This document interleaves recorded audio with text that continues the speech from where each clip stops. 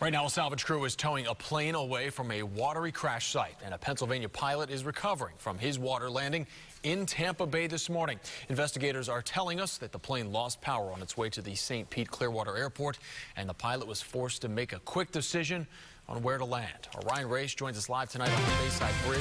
And tonight, Ryan, where exactly did that plane come to a crash? Yeah, Jameson, it crashed just west of the Bayside Bridge where I'm standing right now. You can still see a dive team out there. We just watched a few moments ago as the salvage crew towed the plane out of sight. But I got to tell you, this pilot, he had just a few seconds to make a decision on where to land. He had three options. He could take it down on the Courtney Campbell, he could land here on the Bayside Bridge, or in the water. And the water was not his first choice. If I landed on the bridge, I'd possibly kill other people. I might die anyway, but... It was a dilemma that pilot Anthony Marsh wishes he had an entire day to figure out. This looked like death, and that looked like a bad time.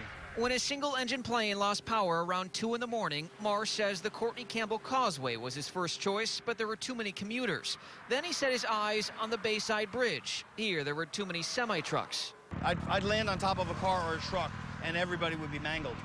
I'm sure I would have been dead. He told air traffic control at Clearwater St. Petersburg Airport that he's going down in the bay, and they immediately sent rescue crews. It was so dark, witnesses could barely make out what they saw. Well, my uncle said, "What's that?" My aunt said, "I don't know, it looked like a plane."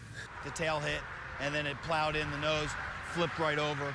Marsh blacked out for a bit. When he came to, he was drowning as the plane submerged into darkness. With his final breath, he somehow managed to kick out a window and escape. I was dying in the bay, and then I was alive again, so I couldn't believe it. This beat-up pilot spent most of the day watching dive teams assess the wreckage and prepare the plane to be brought to shore. I couldn't believe it. Instead of spending time with his girlfriend in Clearwater this weekend, Marsh will be recovering from a cut hand, forehead, and a black eye. He says he feels like he just lost a fight to Evander Holyfield. It doesn't hurt compared to the victory of being alive. He is one lucky man. He says his extensive training prepared him for this day and likely even saved his life. He says he will fly again, but in a new plane. Live in Clearwater tonight, Ryan Race, ABC Action News. Thanks.